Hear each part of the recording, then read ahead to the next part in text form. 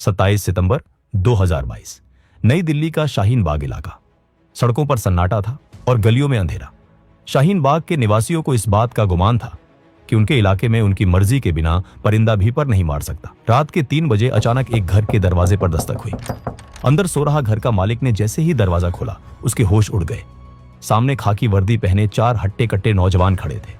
इससे पहले कि वो कुछ समझ पाता या शोर मचा पाता, दिल्ली पुलिस के उन पहलवानों ने उसे दबोच लिया। पलक झपकते ही उसे घर के बाहर खड़ी एक गाड़ी में डाल दिया गया। उसकी पत्नी चीखने लगी। शोर सुनकर पड़ोसी जागे, लोग इकट्ठा होने लगे। 10 से 15 लोग उस गाड़ी के पीछे दौड़ने ही वाले थे कि उन्हें एहसास हुआ कि वो घिर चुके हैं। दिल्ली पुलिस के स्वॉट कमांडोज ने पूरे मोहल्ले की घेराबंदी कर रखी थी। ऑर्डर साफ था, ना कोई अंदर आएगा ना कोई बाहर जाएगा। उस रात शाहीन बाग का वो भ्रम टूट गया कि उनके इलाके में पुलिस घुस नहीं सकती। ये सिर्फ एक गिरफ्तारी नहीं थी। उसी वक्त उसी समय देश के अलग अलग हिस्सों में 12 और लोगों को उठाया जा रहा था। ये सभी लोग देखने में तो आम नागरिक थे, लेकिन इनका असल काम एक ही था, पीएफआई के लिए काम करना।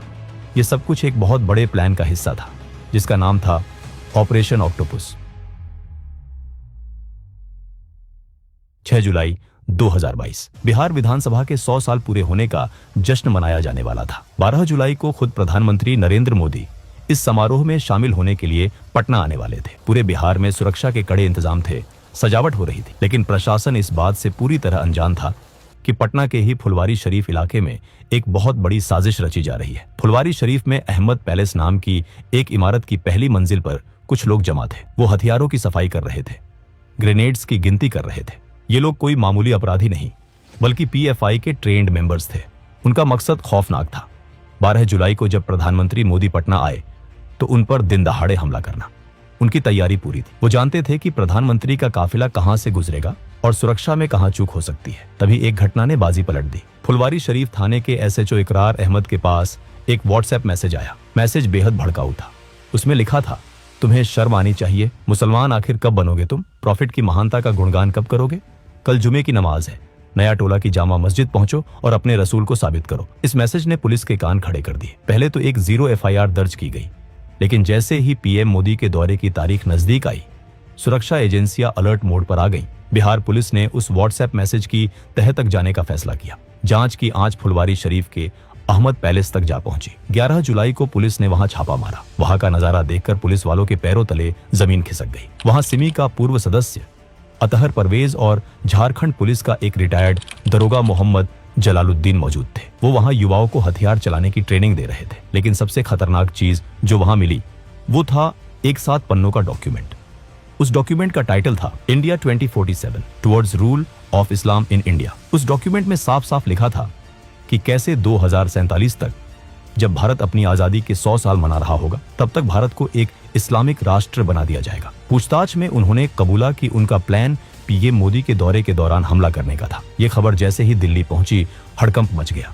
ये खबर जब राष्ट्रीय सुरक्षा सलाहकार अजीत डोभाल तक पहुंची तो वो समझ गए कि पानी सिर से ऊपर जा चुका है। 15 जुलाई 2022 को इंटेलिजेंस ब्यूरो आईबी ने एक और शख्स को गिरफ्तार किया, मरगूब अहमद दानिश।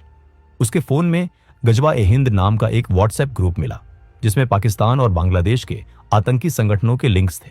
सबूत सामने थे। पीएफआई अब सिर्फ एक संगठन नहीं, बल्कि एक दीमक बन चुका था जो सिस्टम को अंदर से खोखला कर रहा था। उसी दिन प्रधानमंत्री मोदी, गृहमंत्री अमित शाह और अजीत डोभाल ने एक गुप्त बैठक की। अजीत डोभाल ने प्रधानमंत्री के सामने रखे सबूतों को देखा और कहा, ये लोग प्रधानमंत्री की हत्या का प्लान बनाकर भी खुले घूम रहे हैं। मेरा मानना है कि ऐसा सोचना भी पाप है। मैं आपको वचन देता हूं कि आज से 90 दिन के अंदर अंदर इस देश की धरती से पीएफआई का अस्तित्व मिटा दिया जाएगा। यहीं से उल्टी गिनती शुरू हुई। डोभाल जानते थे कि पीएफआई कोई मामूली दुश्मन नहीं है। वो सिमी की तरह बेवकूफ नहीं थे। पीएफआई ने खुद को एक सामाजिक संगठन का चोला पहना रखा था। वो स्कूल चलाते थे, गरीबों की मदद का दिखावा करते थे और ह्यूमन राइट्स की बातें करते थे। अगर उन पर बिना ठोस सबूत के हाथ डाला जाता तो देश भर में दंगे भड़क सकते थे। उन्हें विक्टिम कार्ड खेलने का मौका मिल जाता। इसलिए डोभाल ने एक बहुत ही शांत लेकिन घातक रणनीति बनाई। पीएफआई असल में बैंड ऑर्गेनाइजेशन सिमी का ही नया अवतार था। 2001 में जब सरकार ने सिमी पर बैन लगाया तो उसके नेताओं ने समझा कि खुलेआम आतंकवाद की बात करने से काम नहीं चलेगा। इसलिए 2006 में उन्होंने केरल के एनडीएफ, कर्नाटक के केएफडी और तमिलनाडु के एमएनपी को मिलाकर पीएफआई का गठन किया। उन्होंने दुनिया को दिखाया कि वो दलितों और पिछड़ों की आवाज है, लेकिन हकीकत कुछ और थी। 2010 में केरल के प्रोफेसर टीजे जोसेफ का हाथ सिर्फ इसलिए काट दिया गया क्योंकि उन्होंने एक क्वेश्चन पेपर में कुछ ऐसा लिखा था जो पीएफआई को पसंद नहीं आया। 2016 तक पीएफआई पर दंगों के 125 से ज्यादा केस दर्ज हो चुके थे। 2017 में पता चला कि केरल से गायब होकर आईएसआईएस ज्वाइन करने वाले युवा पीएफआई से ही जुड़े थे। पीएफआई ने एक ऐसा इलीगल नेटवर्क बना लिया था जो गल्फ कंट्रीज से हवाला के जरिए पैसा मंगवाता था और उस पैसे का इस्तेमाल भारत में दंगे भड़काने और वकीलों की फौज खड़ी करने में करता था। वो सिस्टम के अंदर घुस चुके थे। केरल और कर्नाटक पुलिस में भी उनके आदमी मौजूद थे।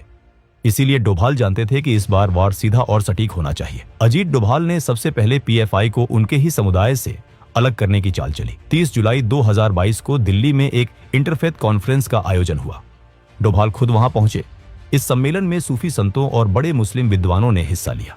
वहां एक प्रस्ताव पास किया गया कि पीएफआई जैसे कट्टरपंथी संगठन इस्लाम और देश दोनों के लिए खतरा है। डोभाल का संदेश साफ था, पीएफआई पूरे मुस्लिम समाज का रिप्रेजेंट नहीं करता। वो पीएफआई को सामाजिक रूप से अलग थलग करना चाहते थे ताकि जब एक्शन हो तो आम मुसलमान सड़कों पर ना उतरे। दूसरी तरफ पर्दे के पीछे असली खेल शुरू हुआ। डोभाल ने आईबी और रॉ को काम पर लगा दिया। आदेश था, पीएफआई के हर छोटे बड़े नेता की कुंडली तैयार करो।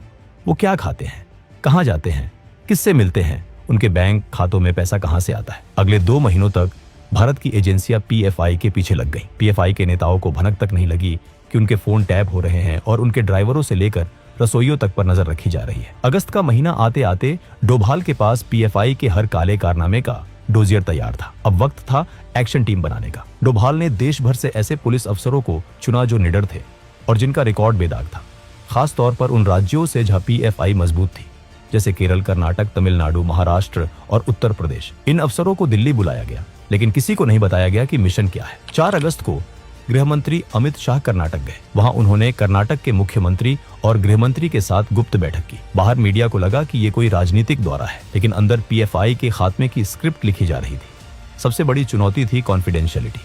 अगर खबर लीक हो जाती तो पीएफआई के नेता अंडरग्राउंड हो जाते। इसलिए डोभाल ने एक और चाल चली। 2 सितंबर 2022 को प्रधानमंत्री मोदी को केरल के कोच्चि में आईएनएस विक्रांत का उद्घाटन करने जाना था।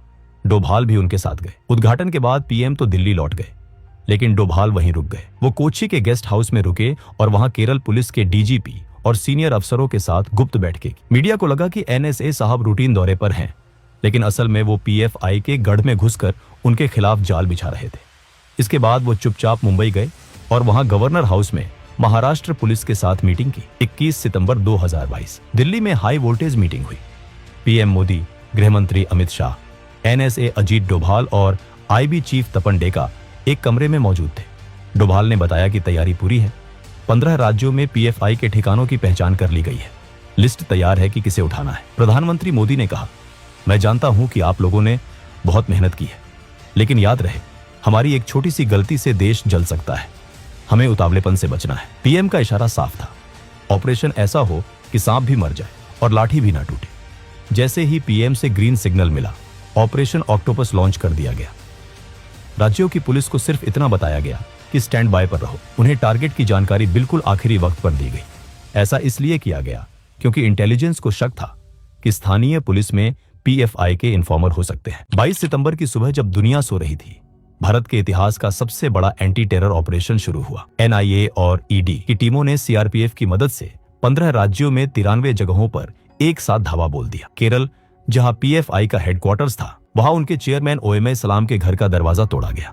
दिल्ली में पीएफआई के राष्ट्रीय अध्यक्ष परवेज अहमद को बिस्तर से उठाया गया। कर्नाटक, तमिलनाडु, यूपी, बिहार, हर जगह एक ही कहानी थी।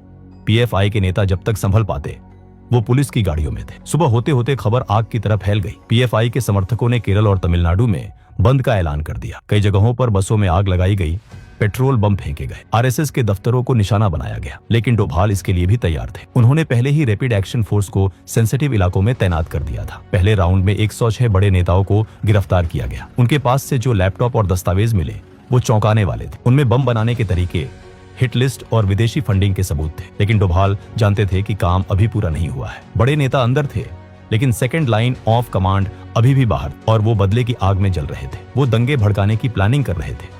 पीएफआई को लगा कि शायद मुसीबत टल गई है। वो अपने बचाव की कानूनी तैयारी कर रहे थे। लेकिन डोभाल ने उन्हें संभलने का मौका ही नहीं दिया। ठीक 5 दिन बाद 27 सितंबर की रात को ऑपरेशन ऑक्टोपस का दूसरा चरण शुरू हुआ।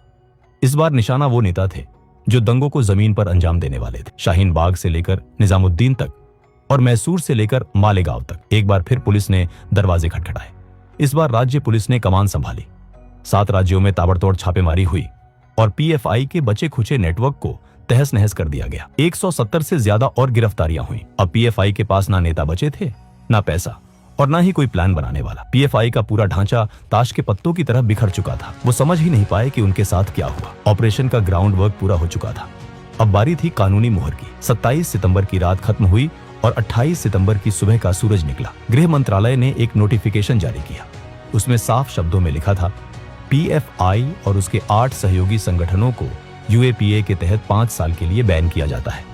सरकार ने सिर्फ पीएफआई को ही नहीं बल्कि उसके छात्र संगठन, महिला विंग और अन्य सभी ब्रांचेस को भी बैन कर दिया। बैन लगते ही पीएफआई के दफ्तर सील कर दिए गए, उनके बैंक खाते फ्रीज कर दिए गए, वेबसाइट ब्लॉक कर दी गई। पीएफआई के एक नेता ने गिरफ्तारी से कुछ देर पहले संगठन को बंद करने का ऐलान भी कर दिया, लेकिन तब तक बहुत देर हो चुकी थी। ऑपरेशन ऑक्टोपस न केवल भारत की सुरक्षा एजेंसियों की जीत थी, बल्कि ये अजीत डोभाल की कूटनीति और प्रधानमंत्री मोदी की पॉलिटिकल विल का भी प्रमाण था। जिस पीएफआई ने 2047 तक भारत को इस्लामिक राष्ट्र बनाने का सपना देखा था, उसका खुद का अस्तित्व 2022 में ही मिट गया।